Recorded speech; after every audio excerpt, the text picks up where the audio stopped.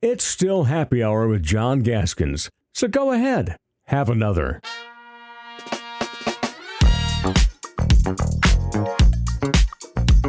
Good news! Julius Randle is gone. Oh, thank God. Bad news. Did the Wolves just give him away? Well, kinda. But is it really that bad of news? What the hell's going on here? Is Anthony Edwards happy? Hey, room was cleared for Ayo Dosunmu now. Okay. Is the starting lineup going to be better this upcoming season? Naz Reid probably going to be a starter. All that and more with our resident Timberwolves analyst, Chris Johnson, the head coach of the University of Sioux Falls, on a Wednesday afternoon. It is 4 o'clock at the Orion Pub in downtown Sioux Falls. Like, if we did a live show, this is when we would do it. So happy hour. And there we go. First real customers. Rolling on in. What a great time of day it is, guys, right? This is the best time of day when the first drink hits the lips. Of course, for Chris Johnson, it's a Diet Coke. But, Thomas opened up the joint, got great tunes playing. It's an awesome place to come watch your World Cup. In fact, puts it right on the big screen right here above us. So Thursday, even though it's meaningless, Thursday night, it will be a meaningless American game. You want to come, you want to watch, you want to have a few drinks downtown with the cool kids, come on down here. Or go way out west to the official watch party with the Outlaws at the Craven, whatever. But as we were talking before we started rolling, Chris, you and I are, kind of busy. I mean, you've still got recruiting going on, a basketball season. You're a basketball coach. Yep. Apparently, you just got off the phone. Yeah, can't say much more than that, but I got a great phone call on my way in the door. So you're getting the happiest version of me that you can get. I was going to say. Because there's no Julius Randle anymore.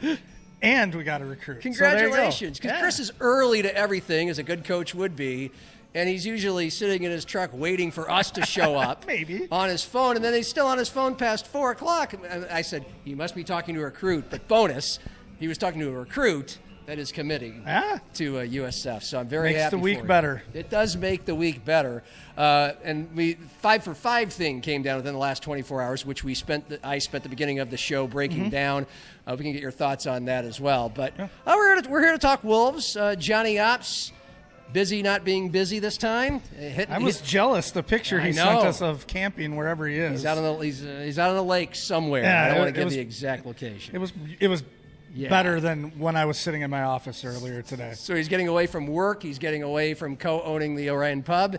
He's getting away from us, but that's okay. I think you can handle it. Yeah, we'll just try. On your own. So to keep it simple, we learned of the Julius Randle trade on Monday night.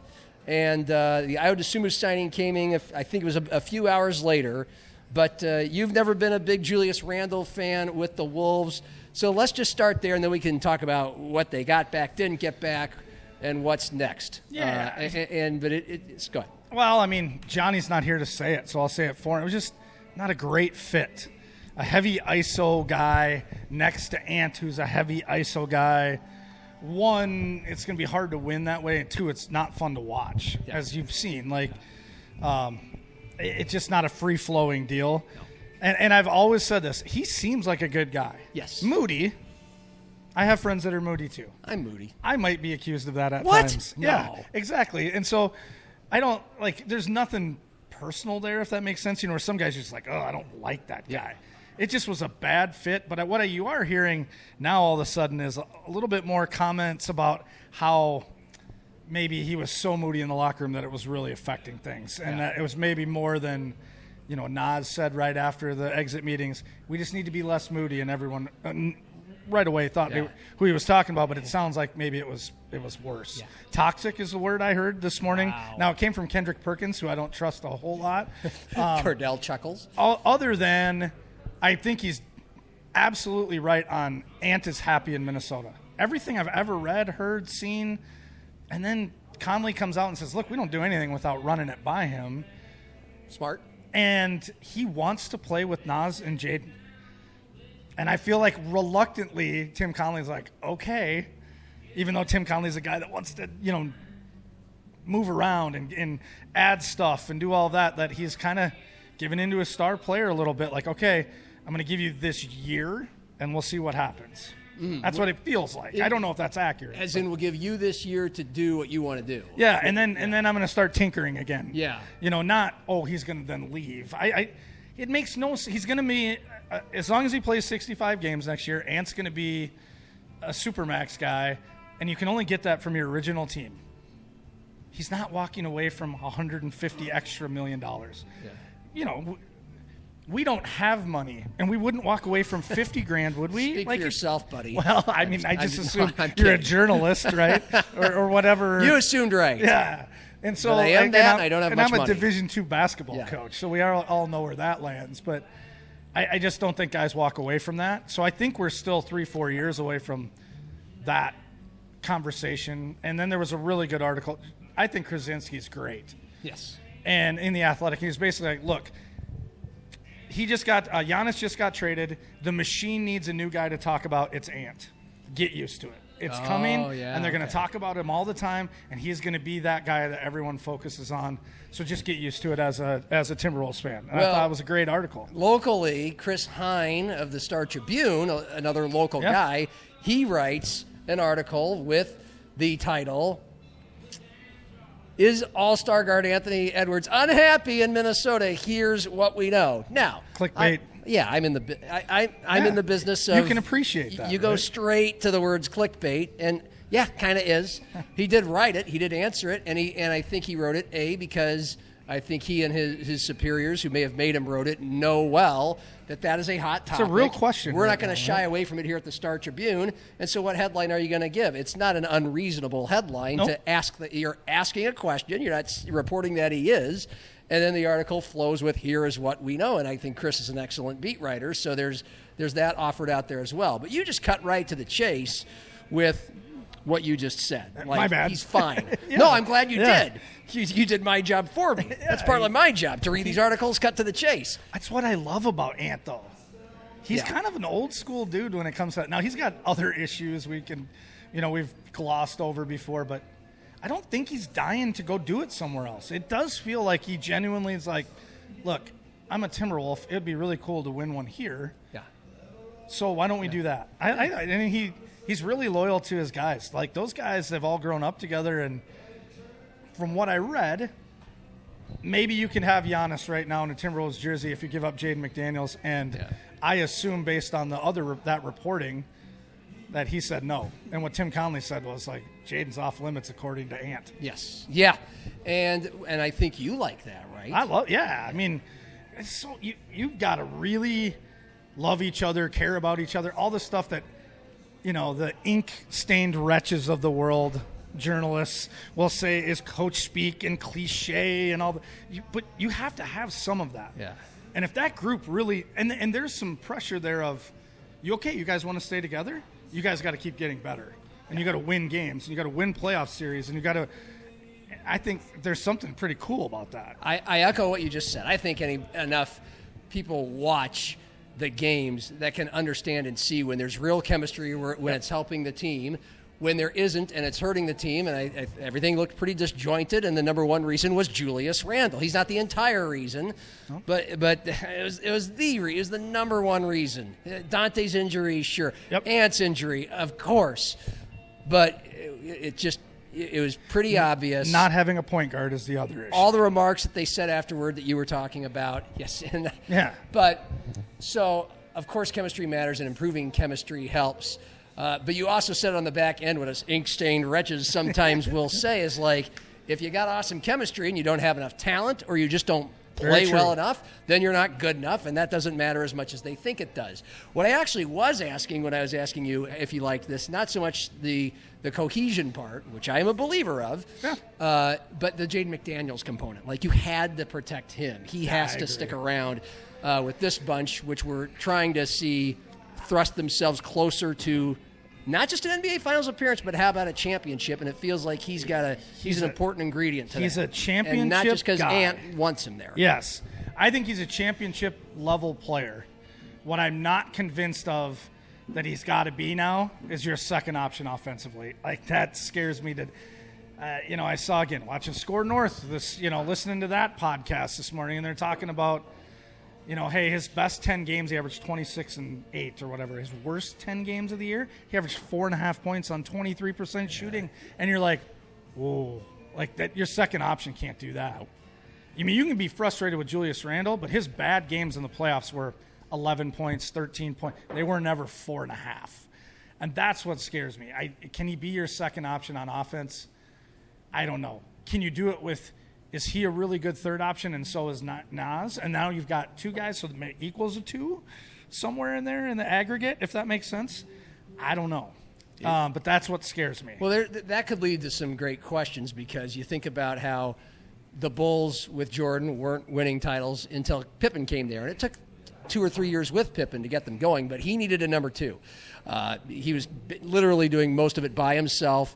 His first few years with Kevin Lockery and then Stan Albeck and then Doug Collins, whose famous line about his game plans for offense was give it to Michael and get the hell out of the way. Yep. By the way, they won like 55 games with Doug Collins doing that, but to get past the bad boy Pistons, he needed help. And so a definitive second scoring option clearly was Scottie Pippen, and there you had it 6 titles later.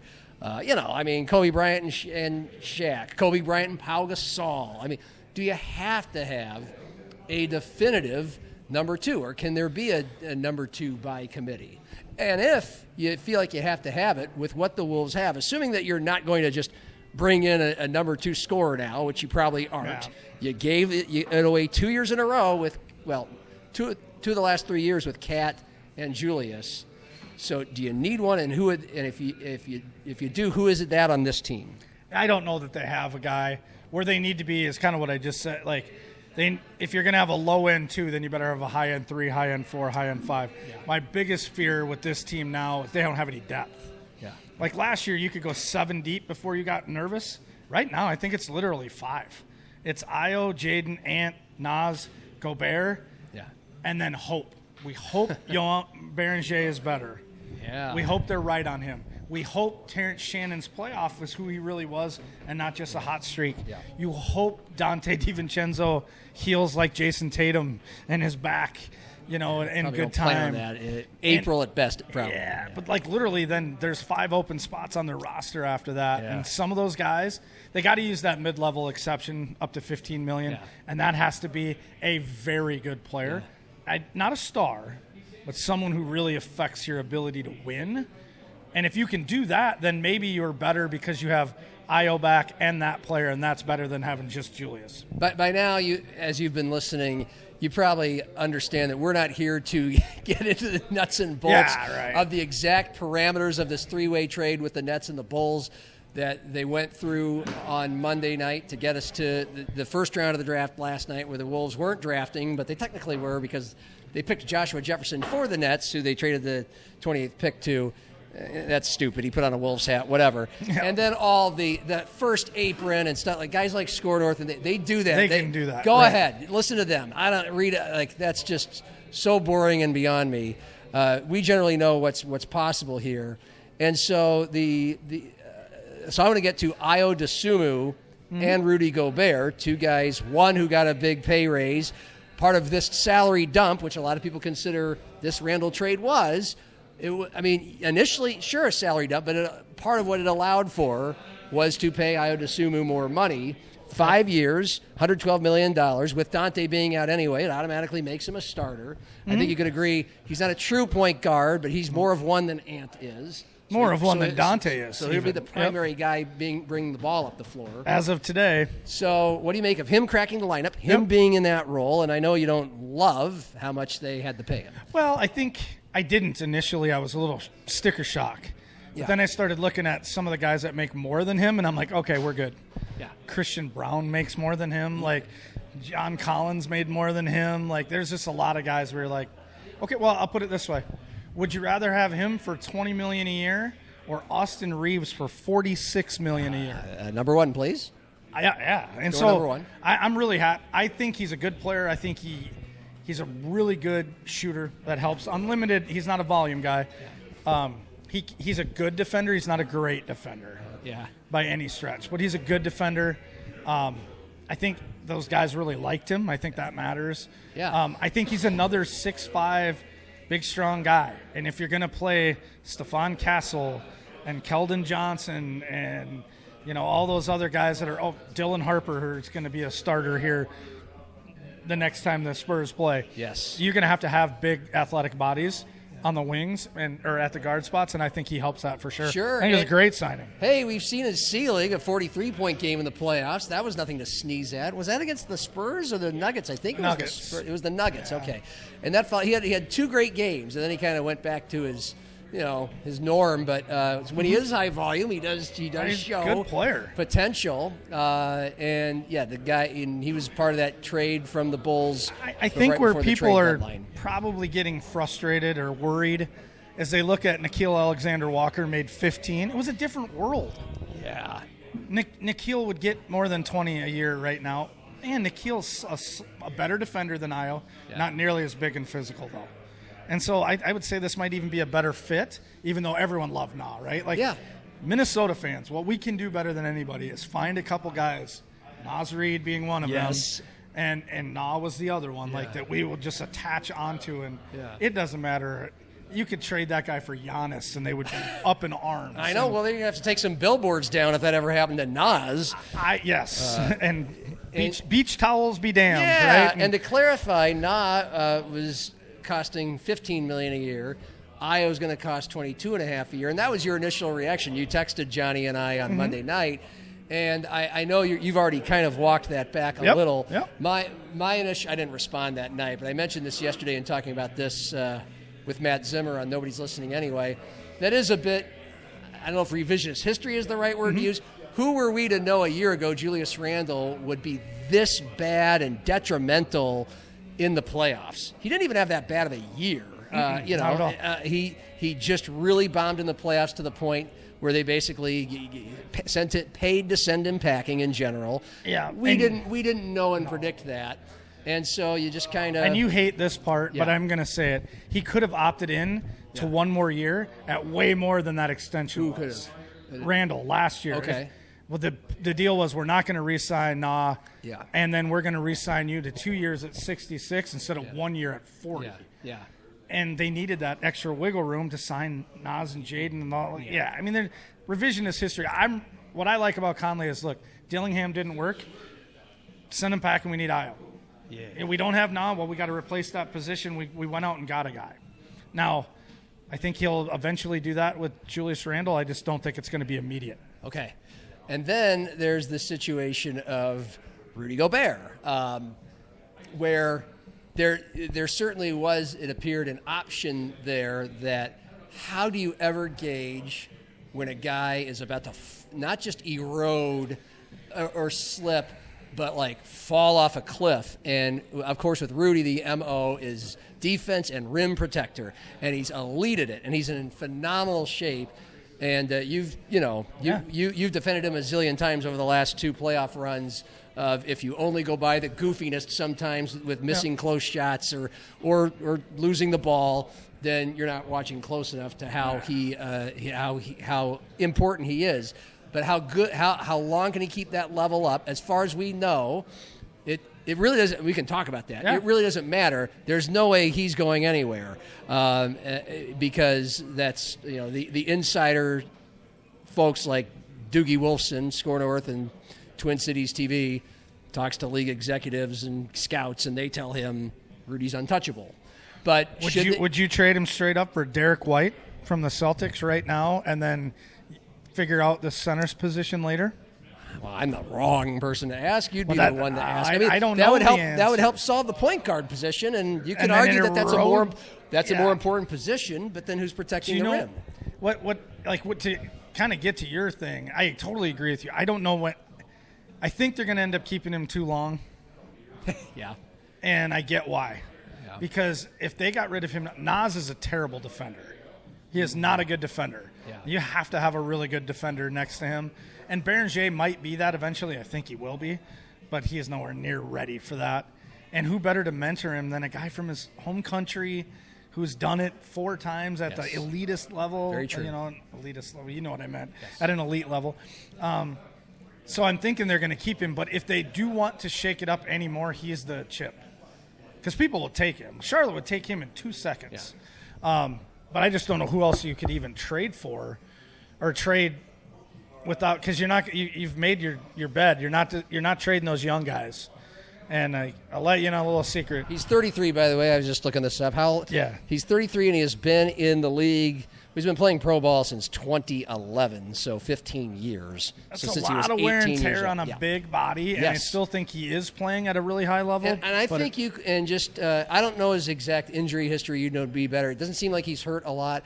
If you look at the guy and you phenomenal know, what he does. He Keeps keeps his body himself strong. in shape to where he's in better shape with less possibility of getting hurt than, say, a Luka Doncic, who is much younger and doesn't work out nearly as feverishly or treat his body as well. So maybe he's a young 33, but he's 33, and he's played a lot. And he's got, 2 years left, I think, on his contract? And he plays balls to the wall. I mean, he's not one of these guys that really takes a lot of plays off, right? I mean, he plays hard all the time, which that provides a little bit more wear. So, I mean, he's going at some point. It's just a matter of, is he going to just walk away for nothing in 2 years when his contract is up? Or are they going to do something this year, or maybe even more likely when he has 1 year left? Yeah. Where whoever takes him, if he falls off the cliff, then it's a 1 year and you're done. You don't have to worry. Like they always say, GMs always say, there's no bad 1 year contract. Well, because it's over so fast. No kidding. And so I always have loved the line about the NFL. It stands for not for long. Yeah. I mean, the NBA is getting that way. And I think partly is because the aprons, which, correct me if I'm wrong, generally they're designed a little bit to prevent what the NFL does, trying to prevent dynasties. I mean, we've had, I don't know when the apron stuff started, but we've had 8 different champions the last 8 years. And so it's kind of just like it's just thrust into the next year, figure it out after that. It feels like, certainly for coaches like Kevin O'Connell with the Vikings going into his 5th year, yet to win a playoff game. But don't you think he's a good coach? Of course he's a good coach. Yeah, that's what I'm saying. But like he has one bad year, he might get fired because he hasn't won a playoff game doubt. yet. And so how does he think and operate? It might be different from, say, his new GM, who has a more long-term, long-game view of the franchise. Yep. I don't know what Tim Connelly's lean on that is one way or the other, but I'm pretty sure, I mean, Chris Finch wants to win now. Anthony Edwards wants to win now. And the the Rudy Gobert piece of, like, I think everybody is thinking, like, we're kind of gambling that he's got one more good year in him. Yeah. And if your thinking is not just let's get to the finals for the first time, let's get to the NBA finals. Maybe let's have a good enough team to win the whole thing. I mean, you put the best team possible out there to win the whole thing. That's where you ask, that's where it appears that they're doing this for a year. They're just trying to do the best they can for next year. Yeah. Because if And you're then thinking probably long trade game, Rudy Gobert's an example of someone maybe you'd Bill lay off Belichick of. wouldn't have Rudy on his roster at this point, right? What when they were rolling, they That's were great. They get rid of you a year too soon. Yes, at least a year. Where I pushed back was, yes, Ant wants to win right now. Yes. And I'm sure they've done this with him. He's won more than about anybody in their first 7 years. Yeah. As a guy, I mean, Jordan wasn't winning at that level. Jordan's way better. Before anybody wants to text or hit me up or whatever. Yeah. But there's a lot of guys, like LaMelo Ball hasn't won a playoff series yet. He was the second pick in that draft, or third pick. Wiseman was the second pick. He's not even in the league anymore. Yeah. So you're talking about the winning percentage compared to the guys in his draft class. Like in his draft he's class. won way more than any of those guys. Yeah. And so, yeah, I mean, you want it. You want to be farther along, but like Jokic wasn't winning he didn't win a title when he was 24. Yeah. And that's what Ant is. Yeah. Patience, young Skywalker, but easy for me to say. I'm the old guy. Well, it's and then again when you look at ownership, I haven't heard or read too much from Alex Rodriguez and his cohort, the money man. I forget his name. Lori. Thank you. But those guys, are they as concerned about winning championships as they are about just selling tickets and making money? I don't know. They have plenty of money.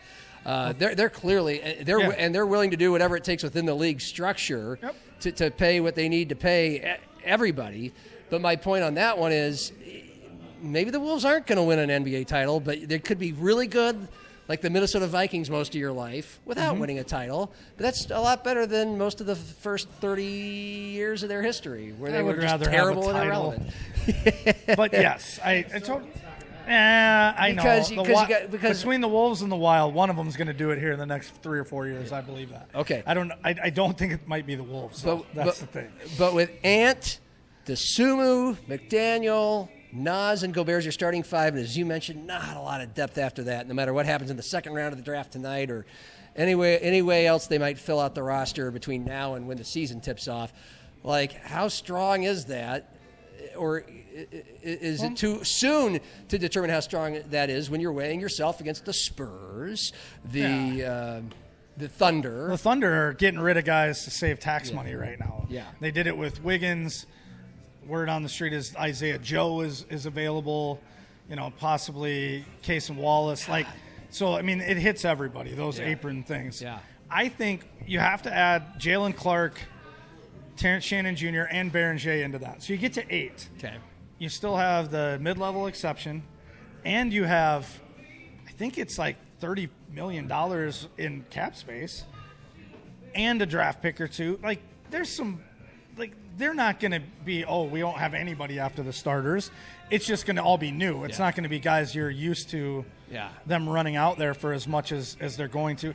Like, Mike Conley's going to re-sign for the minimum. Bones Highland's going to re-sign for the minimum, and then they'll work on those other 3 or 4 roster we're going to get spots. Bones again? Okay. I think so. All right, cool. And Shannon's back. I mean, he showed flashes. Yeah, I mean, at some point, your guys have to I do agree with Conley on this. Like, you have to give him opportunity. And people say, well, why can't Finch just – it's not that simple. Sometimes there is some gridlock stuff where there's guys – You're going to side with the coach, and I understand. But it's okay. I wish he would have benched Julius Randle, but I totally get why he didn't. Yeah. That's chaos in that locker room if you do that. Yeah. And so now you just take – you guys have all seen Moneyball, right? One of my favorite movies. Yes. You can't start Pena at first because we just traded him, man. Yeah. When he walks in there, Pena's going to play first. No, he's not, because I just traded him to the Tigers 5 minutes ago. And so basically, Conley's like, you're not going to run Julius out there because you can't, because I'm going to get rid of him. Yeah. That's what it feels like. I've just enjoyed, I'm sure you have as well, and I say enjoy with a twinkle in my eye and a wink, the national narrative of basically like stick a fork in the Wolves, what a bunch of idiots. They get rid of Cat, then he wins a title. Now you get rid of Randall. It's like, I will give some outlets credit. Like I occasionally watch PTI. I still love Tony and Michael. And the nature of their show, they have 22 minutes. They do hit like 15 topics. So they're going to skim. But at least their producers threw in, Julius Randle averaged 13 points and shot dog meat from the field and in the playoffs, and so they get like why you Tim would Connely trade him. doesn't make $6 million a year to make them worse. Yeah. I trust that he knows what, and they're not done, right? And Cat with the Knicks, I think we talked about this last night. That is total hindsight 2020. Again, he averaged 13 points a game in the finals. By the way, was Ant? Good point. He had 2 great games, and then he was whether they didn't get the ball to him enough or not. They still won, and they won the whole thing. And he without played him. well. Don't get me wrong, but it wasn't. He was obsolete. Yeah. He was not a part. He was not a factor in the fourth quarter of most of those games. And remind me, I'm just asking this for cleanup's sake. That was Ant pissed about Cat getting traded? Well, I mean, I didn't think so at the time, and now I've read some things where people are trying to say that. And you know who's pushing this narrative more? It's Brian Windhorst, and it drives me batty. Okay. Because it's so obvious that we got to get on to the next subject. And I think he's probably a decent guy, and I listen to him when he's on, but he seems to be just absolutely the one behind. He's mad. He was mad when Cat got traded. Now he's mad, and he's frustrated about Julius, and then everyone comes on like, no, he actually didn't want Julius on the team anymore, I don't think. He won't say that publicly either. But. Right. Well, good point. He's gonna say that. Yeah. Have we not covered anything? Is there anything we've missed here, or have we about covered it? Who should they take tonight? Well, it is the draft. That's partly why we're talking about all this, and all these deals are getting done. I think there's 2 or 3 guys you see. Isaiah Evans from Duke. He scares me. He's really skinny. I mean, he can shoot it, but he's really skinny. Okay. The center from North Carolina, the Vasar kid, do you start getting ready with – now you already have Rocco and Berenger and Gobert, but can never have too many bigs. Yes. I don't know.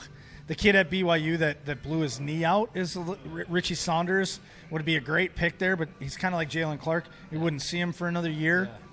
Yeah. I think those are kind of the main four. You'll know, like if they're trying to actually, they believe these guys can help them, it'll be one of those guys you've heard of. Yeah. If it's some guy from, Montenegro, Lithuania, Monaco, and you've never heard of him before. Hamburger helper state. They're like, hey, yeah. we don't want to spend any money on you towards the cap, so we're just gonna. Or like last year, they had the first pick in the second round, and they traded it 2 or 3 times. So you'll know right away. I would assume they'll try to add somebody though. Okay. The NBA draft, to me, it seems like it matters less. It feels like it matters less than the NFL draft, but yeah. Oh, Cordell says he watched it. That's a tough one for an old guy like me, not you, Cordell. I would never call you Cordell old. said he did watch a lot of it, but he was mostly locked in on the fashion. So, okay. I will tell you that the commentators were? I am a huge fan of drafts. Yeah. I watch all of them because they're fascinating to me. I'm not talking about the television product or even like the fascination. Oh, no, nobody cares about the NBA draft. You're right. What you said was absolutely accurate. Well, nobody. And not just. Do you know who watches the NBA draft? Nobody cares like how consequential. It is consequential with lottery picks, but it's kind of like how many of these people that we saw walk up there last night are going to contribute and matter at all? 6 in the short. Thank you. And 5 or 6 teams and their fans will watch, and then nerds like me that will watch because they're college basketball people. My God, I guarantee you, I don't have a player last night that watched that. Yeah. It might tell you something right there, but I bet you if I asked them and you gave them truth serum, they'd be like, no, I didn't watch that. I'll just look up on ESPN an hour after it's over and see who got drafted where. They don't care. But as far as like a team like the Wolves, who were one of the best teams in the league, who had one of the last picks in the first round, one of the first picks in the second round, it just kind of seemed like I didn't watch it. Will these guys play or contribute? I mean, maybe on a team that has a little bit of a lack of depth, but Jaden McDaniels picked 29 back in the day. How long ago? 5-6 years ago or whatever. But I'm just saying, like, you do find guys sometimes down there, but not very often. Yeah. No, not very often. Well, and so many teams are obviously just like the NFL. So many teams are building through free agency and trades anyway to make them instantly better. This was fun. Yeah. Thank you. Now, for like basically soundbite in the future's sake, I would, since you're here. Yeah. Your thoughts on the 5 for 5 rule? Now, now this is supposedly only Division I. You told me earlier today that it'll probably filter to D2. I think it will. For those consuming the whole show at SiouxFallsLive.com or on wherever you're getting your podcasts, the first 17 minutes of the show was devoted to explaining what it is and who it affects. But in general, you got 5 for 4 before now, right? You get basically 5 years for 4 years worth of eligibility. If you can redshirt a year and play 4, you can get medical hardship. But after COVID and the COVID year, we got people playing 6, 7, 8, 9 years, and this just cuts out medical hardships. And you can redshirt, and you still can play 4 years if you want, and you can transfer as much as you want still at the moment. But now again. Your thoughts? Well, I think there'll be unintended consequences like there always is. I don't know what they are though. I'm not smart enough. I'm just a basketball coach. I think this. Anytime the NCAA tries to implement anything right now, there is a line of lawyers ready to, because what it says right now is that rule doesn't start till this fall. Yes. So if you just graduated, tough. You don't get a 5th year. Yes. And then if you look at X or anything online, it's all these lawyers like, we're going to sue because the guy who just graduated just lost millions of dollars in NIL money at Duke or North Carolina or wherever, and that's unfair. And they might be right, but where do you start it then? Right. I think it's going to be 5 years is a long time, like to be at one place. In today's world, like obviously we have it. We have guys that redshirt and say, we have guys. Kyle Ingerson will be a senior for us this year. He redshirted and played 4, so even if he would have played that first year, 5 years, but it's just, I don't know, man. It's going to have unintended consequences for lower levels. Yeah. The Summit League, the Northern Sun, that's just one more time you can try to move up the ladder. And I'm not saying that's wrong. But basically, what we're allowing is kids to play for 5 years. And I'm okay with that. Yeah. I mean, if you want to play for 5 years. I think there's also a faction of people that will, in certain sports, graduate in 4 and won't even use a fifth year. I think moving on with life. Yeah, I'm curious to see what those lawsuits look like and what they produce before I get too worked up about this is good or this is bad, because I don't believe anything right now lasts more than about a month before we have to make an addendum to it, or we have to change something. We have to do this. We have to do that. Because, I mean, when's the last time the NCAA won in a court battle? I'll wait. A while. Yeah. You have to look. If you looked it up, we'd still be here. Yeah, even Sorsby won. How? Yeah, right? Like, right. everyone knew that was wrong on some level, you know? Right. Yeah. And I'm not talking to you. Then you say that, and then you go, what about the hypocrisy of DraftKings? And all that? I get all that. Yeah. But you can't be a player and do that. Right. That's a whole other thing. A really long-winded answer is I'm not sure how I feel about it yet.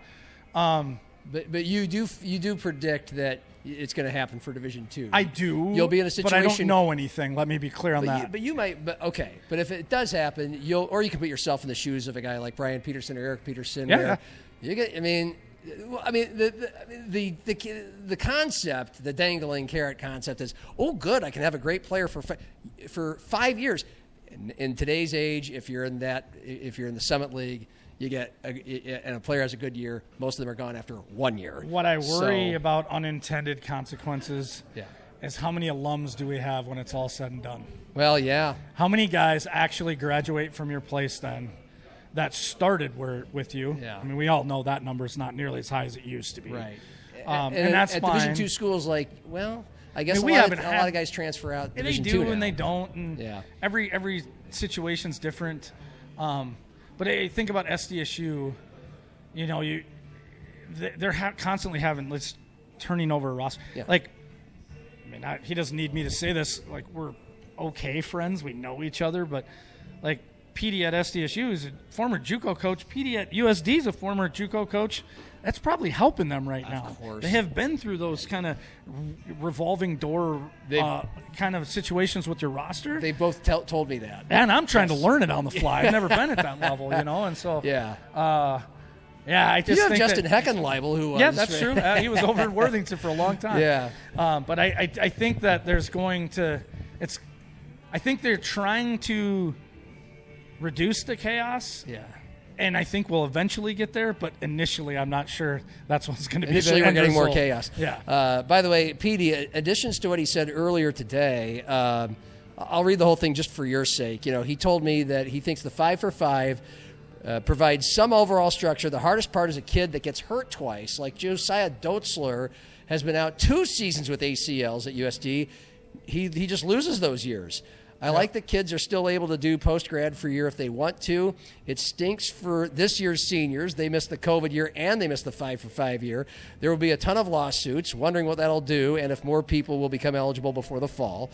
I think it affects hockey the most. It actually doesn't. Well, hockey. Well, they had the addendum, right? Hockey had the addendum to where it can start either with your eligibility or at age 19. And a lot of those hockey players don't start college until they're 19. Yep. Anyway, it will also have an effect on high school kids. More transfers, more portal movement, less scholarships being offered to them. Our level, Division I low major, we will get better high school kids because it'll trickle down. Go back to Josiah Dotzler. He said that's an example. Another one would be Cade Kelderman from Iowa State. We could keep him for 2 years, and he could finish his master's and not get part of it done here.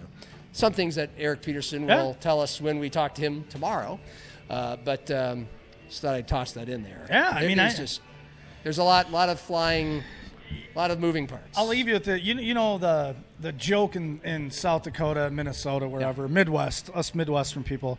If you don't like the weather, wait 5 minutes, it'll change. Yeah. If you don't like the NCAA rule, wait 5 days, something else will come up. You know what? That is a great way to land the plane. Thank you, CJ. Thanks for having me. Appreciate it. Don't get too good at this.